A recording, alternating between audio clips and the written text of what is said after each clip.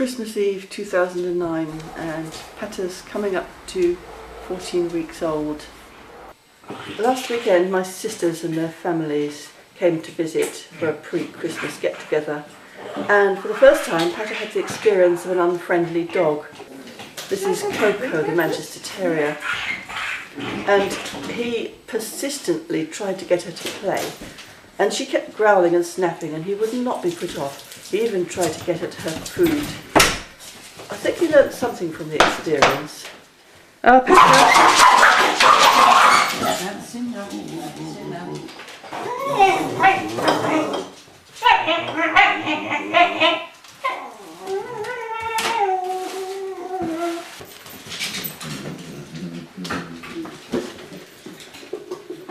Are you a coffee?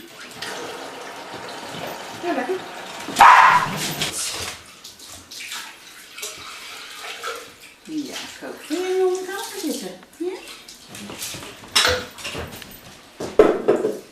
Hier gaan we tegen zitten. Niet echt, hè?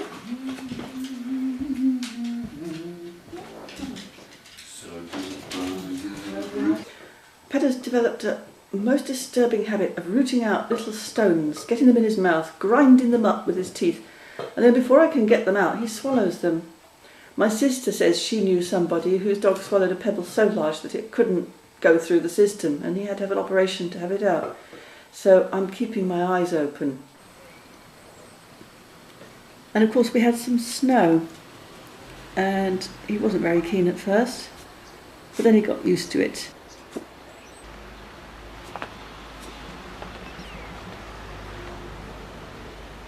Oh, good dog, doing it in the snow, and you've got a little snowy nose.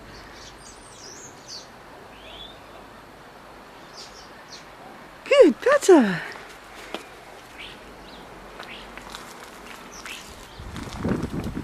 After a couple of days, the pond froze over. Once he discovered that, he was skating around on it like nobody's business.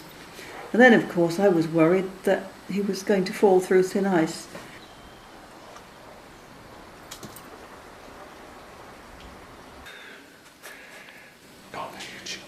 We try and encourage him to chew on the stuffed toys instead of our clothing, and I think he is beginning to get the idea at last, which is a relief. Poor bunny. That's me, excuse me, there's a difference. You may not think so, but there is. I think terriers are well known for their persistence in using their teeth and their jaws more than other dogs, and although we've managed to give Patter the idea that he mustn't grab hold of clothing or nip us, he still does it just for devilment. So we shove a fluffy toy in his mouth to distract him. But yesterday, I confess, I actually used violence on him. Not a lot of violence, but he was using violence on me. He nipped my toe, so I got him off, and then he came back and just took a flying leap at my knee and sank his teeth into that.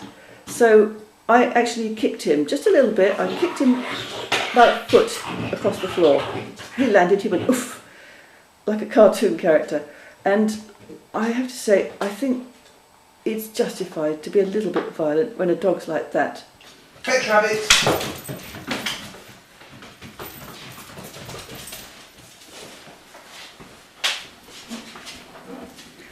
We got him a crate finally. It's a brilliant idea. You can just stuff him in it and shut the door when he gets too excited or when workmen come to do things.